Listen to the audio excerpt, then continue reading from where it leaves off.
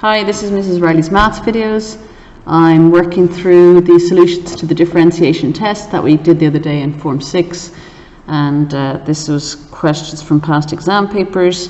So I'll just work it through, pause it at any stage, repeat it at any stage, and then ask me about it when I see you next. Okay, so Kieran has 21 meters of fencing. He wants to enclose a vegetable garden in a rectangular shape below. So basically he's got the vegetable garden. It's going to be fenced off, and all together he's got 21 meters of fencing. So this solid line that draws the rectangle is all going to be fencing. All together that's got to be 21 meters. We're writing an expression for the perimeter of a vegetable garden in terms of x and y. Show that y is equal to 10.5 minus x. So they've shown us this diagram. So basically this is the length and this is the width, and altogether that's got to add up to 21 meters. So just remember, with a rectangle, oh dear, the perimeter, actually I could do it up here I suppose. If you start off walking here, the perimeter is walking along here, walking down here, walking along here, and walking back up here. So what did we do? We walked along here. Well, if that's x, that's also x, and if that's y, that's also y. So we started off here and we walked along x. So x, we walked down here, which is y, we walked along here, which is x, and we walked up here, which is y. So altogether the perimeter is x plus y plus x plus y, and that must equal the total amount of fencing, which is 21 meters. So x plus y plus x plus y is 2x plus 2y must equal 21. So I can do this now either two ways. I can either divide by 2 now on both sides, so that's going to be 1x plus 1y is 10.5, and then if I subtract x from both sides I get y is equal to 10.5 minus x. So when it says show that y equals 10.5 minus x, I know what I'm aiming for. I want y equals everything else. So that's why I've ended up here, because I was trying to get from here 2x plus 2y equals 21 to 1y equals everything else. So 1y is equal to 10.5 minus x. What I could have done either from there is I had 2x plus 2y is equal to 21. I could subtract 2x from both sides, so 2y is equal to 21 minus 2x, and then divide by 2, so I get 1y is equal to 10.5 minus x. Okay, I hope that makes sense. Okay, the next part says complete the table below to show the values of y and a, the area of the garden. So a is the area of the garden. So the area of a garden of a rectangle, let's just get this. So this is length and width, and this is also x, and this is y. Okay, so the area of a rectangle is length by width. So area equals length by width. Okay, bear that in mind. Complete the table below to show the values of y. Well, don't forget y is equal to 10.5 minus x, and a, the area of the garden, which is length by width, which will be x by y, for each given value of x. So we're going to first of all find this for a y. Y is what we get when we subtract x from 10.5. So 10.5 minus 0 is 10.5, 10.5 minus 1 is 9.5, 10.5 minus 2 is 8.5, and so on down here until we get to 10.5 minus 7 is 3.5, 2.5, 1.5, and 0.5. Okay, then we're going to get the area by multiplying this by this. So 0 times 10.5 is 0, because anything times 0 is 0. 9.5 for 1 times that. 2 times 8.5 is 17. 3 times 7.5 is 22.5. 5 by 5.5 is 27.5. 6 by 4.5 is 27. 7 by 3.5 is 24.5. 8 by 2.5 is 20. 9 by 1.5 is 13.5. And 10 by 0.5 is 5. Okay, next, using the values of x and a from the table, plot the graph of a on the grid. So I can't remember whether this was a study clicks thing that was weird, or whether it was like this in the exam paper, but they've given us a up the side, but they haven't told us x. Okay, so what they're going to use is what we've got to plot is this line and this line against each other, but they haven't given us the scale here. So x goes from, I'm just going to go 0, 1, 2, 3, 4, 5, 6, 7, 8, 9, 10. So this is x, and this is area. So when x is 0, the area is 0. When x is 1, the area is 9.5. Now this is a stupid scale. So this is going to be halfway between 9 and 12 is 10.5. I really don't like the scale they gave you. But anyway, so we've got to do 1 and 9.5. So 9.5 is going to be about here, say. And at 2, it's 7. 2 is 17. So that's going to be about here. Is it? No. It's going to be about here, isn't it? 3 is going to be about 22.5. So again, this is going to be, oh, I hate this. 45, 22. Oh, it's going to be exactly here. Halfway between 21 and 24. I add the two together and divide by 2. So those two together gives me 45. Divided by 2 is 22.5. At 4, it's 26. So that's 25.5. That's going to be 26. At 5, it's 27.5. So about there. At 6, it's 27, which is there. At 7, it's 24.5, which is about there. At 8, it's 20, which is about there. At 9, it's 13.5, which is about here, I think. No, here. And at 10, it's 5, which is about about here. Then I've got to join those up. It looks like a nice quadratic anyway, which it should do. A negative quadratic curve, and I join it up. I do advise using a pencil. Okay, and that's my graph. Okay, and then over the page. Okay. So continuing on from there, the next question says, use your graph, that's really important, use your graph to estimate the maximum value of A. So remember, A is the area, it's the y-axis, and write the corresponding length and width. So we're going to go back to our graph. The maximum value of A, so I'm going to go across from here to here. So that's very important to show on your graph. So I think that's, well, let's see, that's 27. That is 28.5. I'd say that's what? Closer to 27.5 or 28. So say, let's say 27.5, which actually is what I plotted here. So the maximum area is 27.5, and whatever you read from your graph is correct. And then what I do is, the maximum area is 27.5. It has a length, which remember, your length is x. So my x value at 27.5 is 5. So that's my x value, 5.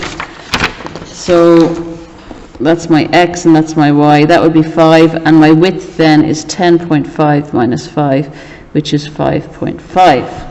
Okay? 5.5. So show that the area of the rectangle can be written. Now this is a 15-mark question. Everything else has only been 5 marks. So area is length by width, which equals, the length is x and the width is 10.5 minus x. This is the key bit. So to get full marks, I had to do this. And then the area is going to be 10.5x minus x squared. Now some people answered it by subbing in x in here, and showing that when you subbed x 5 in here and 5.5 in here, you got 27.5. But for full marks, you need to do that method. Okay? Find dA dx.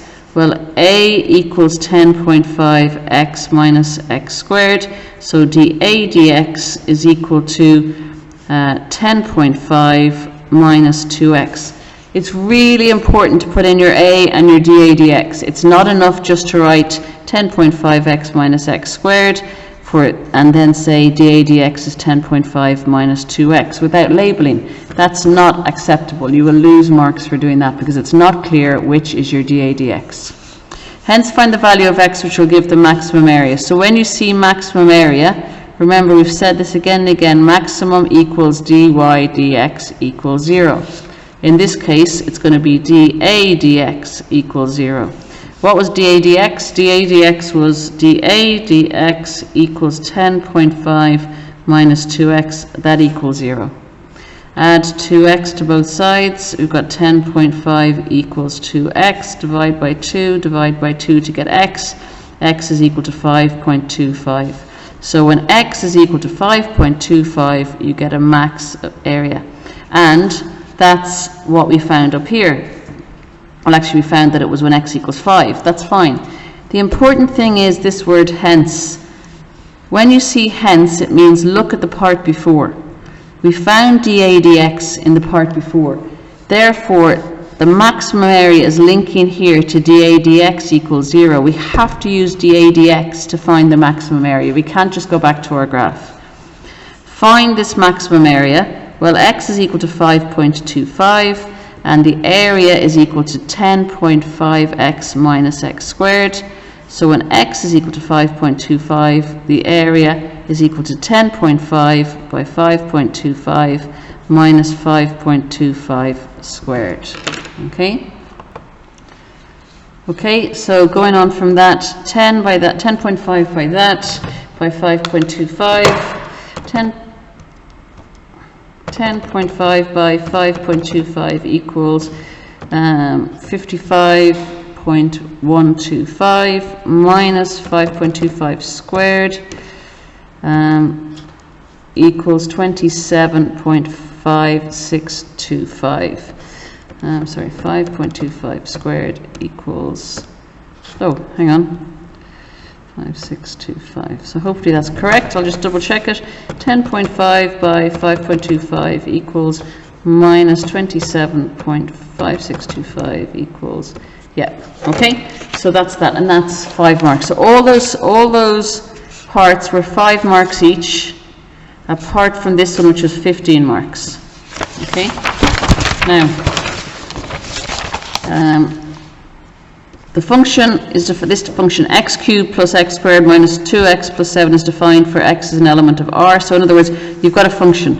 It's a cubic function, so remember it's kind of like the Loch Ness Monster idea. Okay, so find the coordinates of the point at which the graph of f cuts the x-axis, cuts the y-axis. When it cuts the y-axis, x equals 0. Remember, all along the x-axis, y equals 0, and all along the x-axis, x equals 0. So all along the y-axis, x equals 0. All along the x-axis, y equals 0. So here, all along the y-axis, x equals 0. So if f of x is x cubed plus x squared minus 2x plus 7, what is y when x is 0 is sub-0 in for x. It's going to be 0 cubed plus 0 squared minus 2 by 0 plus 7. So when x is 0, y equals 7. In other words, the y-axis, it cuts the y-axis somewhere here at 0, 7. 0, 7, the coordinates of the point. So the x value and the y value where it cuts the y-axis is 0, 7. Verify using algebra that the point A, which is 1, 7, is on the graph of f. So if 1, 7 is on the graph, it means 1, 7 works for this function, x cubed plus x squared minus 2x plus 7. It means that when the input equals 1, the output is 7. That's what that means. That's what 1, 7 means. So in other words, f of 1 should be 7. So I'm going to put 1 cubed plus 1 squared minus 2 by 1 plus 7. Sorry about that, my phone rang there. So we've got 1 cubed plus 1 squared minus 2 by 1 plus 7, which is 1 plus 1 minus 2 plus 7, which is 2 minus 2 plus 7, which is 7. So we found out that when we put 1 into our function, we get 7 out, and that's what that means. So when x equals 1, y equals 7, that's what happened here. Okay. Find f dash x, the derivative of f of x. So f of x is equal to x cubed plus x squared minus 2x plus 7, f dash x, and again it's so important to label what you're doing. F dash x is 3x squared plus 2x minus 2. Now, slope, what you need to be remembering again and again and again is that if we've got f of x or we've got y, then the slope of that function is f dash x or dy dx. So when you see slope, you think dy dx or you think f dash x.